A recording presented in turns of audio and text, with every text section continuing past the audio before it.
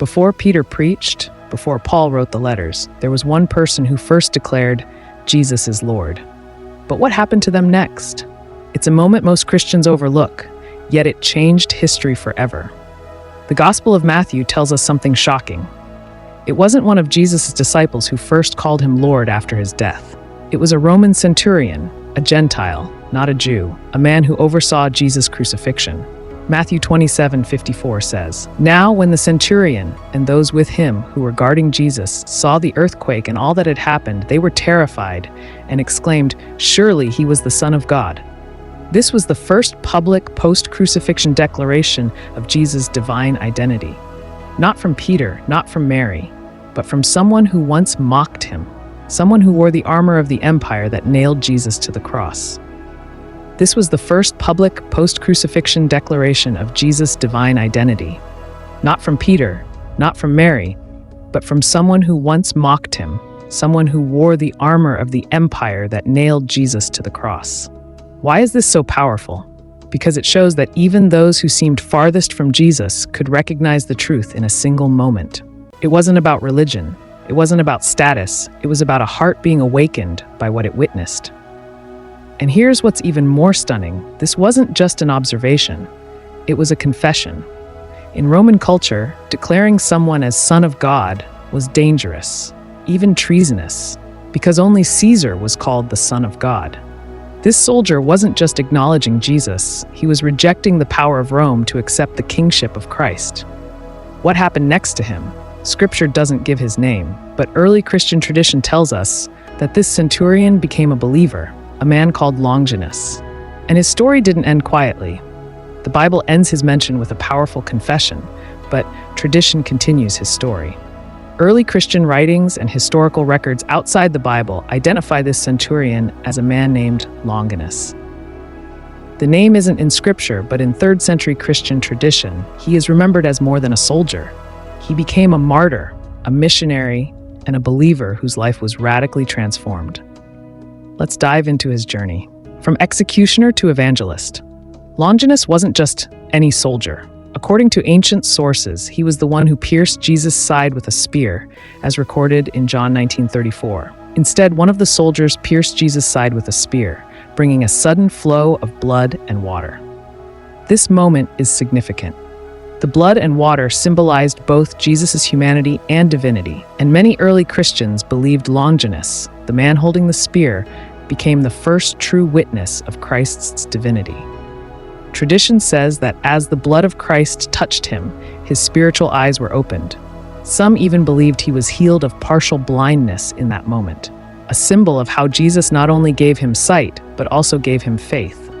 According to early church tradition, after witnessing the supernatural signs at the crucifixion, the earthquake, the darkness, the torn veil, and after seeing how Jesus died with unmatched peace and authority, Longinus could not go back to being a Roman soldier. He left the army, he left Rome's system, and most importantly, he left his old self behind. He traveled to Cappadocia, modern-day Turkey, where it's believed he preached the gospel boldly, telling everyone what he had seen, the crucifixion, the darkness, the truth of Jesus. But the empire wasn't silent. Word spread that one of Caesar's own soldiers had defected, and worse, he was converting others. Eventually, Longinus was arrested under the rule of Pontius Pilate's successors, and when asked to renounce Christ and swear allegiance to Caesar as divine, he refused. The same soldier who once stood at the foot of the cross now stood firm in his faith before his executioners. He was tortured and eventually beheaded for refusing to deny that Jesus is Lord. His last words, according to tradition, "I have seen the truth with my own eyes, and I will never deny it." Longinus became one of the first martyrs of the post-crucifixion church, and early Christians revered him not as a soldier of Rome, but as a soldier of Christ. His spear, the one that pierced Jesus, became known as the Holy Lance or Spear of Destiny, and for centuries, the words of Longinus didn't die on that hill, they lit a fire. After the crucifixion, something astonishing began to happen.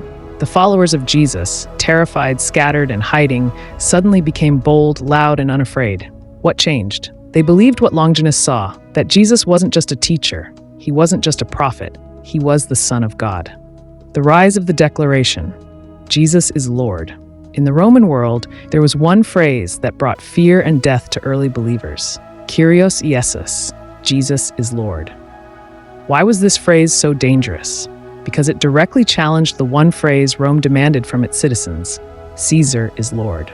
To say Jesus is Lord was to say there's a higher power than Rome. There's a greater king than Caesar. There's a throne above every earthly throne. And this belief, sparked by a soldier's words at the cross, began to spread like wildfire, from persecution to proclamation. Those early Christians were tortured, burned, fed to lions, stoned, and crucified upside down, all for saying what Longinus said that day. And yet, they didn't stop, because they had seen the truth. And here's what's amazing.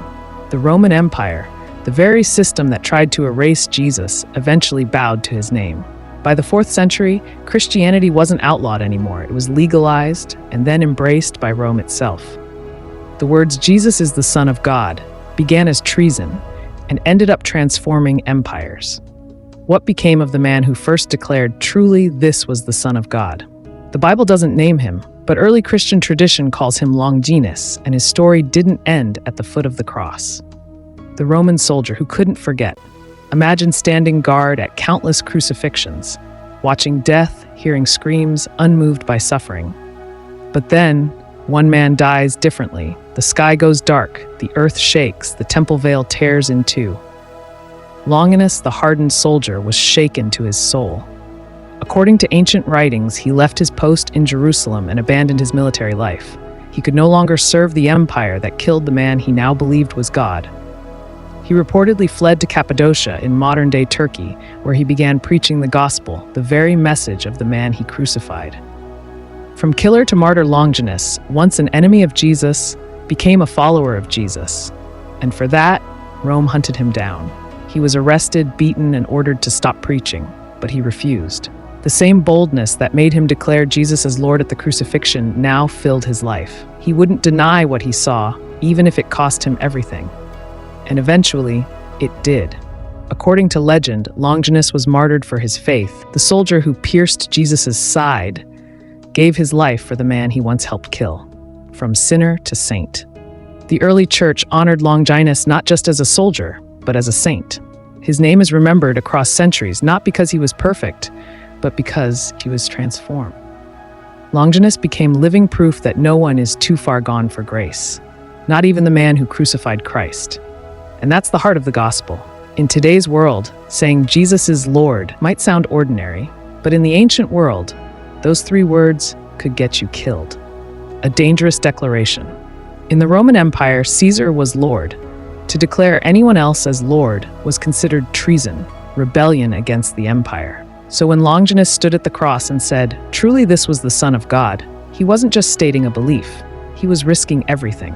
To say Jesus is Lord meant rejecting the gods of Rome. It meant defying Caesar. It meant choosing a crucified man over an emperor. And even today, this statement carries power. A statement that changes everything. When you say Jesus is Lord, you're not just agreeing with an idea. You are choosing light over darkness, truth over lies, surrender over pride. You're saying he is king. Not your past, not your fear, not your desires, not your status. It means he leads and you follow. It's not just a whisper in a prayer. It's a declaration of war against sin, self, and Satan. What it means for you today. Longinus spoke those words when the world was full of fear, power, and death. Yet in that moment, he chose faith. And now, it's your moment. You may not stand at the foot of a cross with blood dripping before your eyes. But in a world that worships money, fame, and pleasure, when you say Jesus is Lord, you are choosing a different kingdom. A kingdom of love, truth, and eternal life. That moment, when Longinus stood beneath the shadow of the cross and declared truly this man was the Son of God, didn't just vanish into history, it echoed through time, through hearts, through centuries of faith and persecution. From soldier to saint. Though the Bible doesn't tell us what happened to Longinus after that moment, early Christian tradition says he didn't stay silent.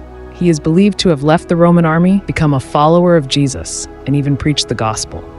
According to these accounts, Longinus was eventually martyred for his faith, tortured and killed because he refused to deny the one he once crucified.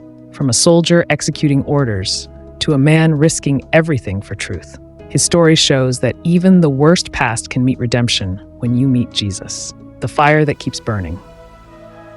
That first confession, Jesus is Lord, started a chain reaction. It moved from the lips of one Roman centurion to the mouths of fishermen, to the hearts of apostles, to the faith of martyrs, and now to you. You're not just watching history, you're a part of it. Because every time someone today whispers, prays, or shouts, Jesus is Lord, that same confession keeps shaking the gates of hell. The message that Satan still fears. Why does the enemy fear that phrase? Because he knows its power. He doesn't mind if you call Jesus a good teacher, or a prophet, or a moral man. But the moment you say, Jesus is Lord, you're claiming his authority, his divinity, and his victory over death. And Satan hates that, because he was defeated the moment Jesus rose from the grave. Now, what does this confession of Jesus is Lord mean for you today?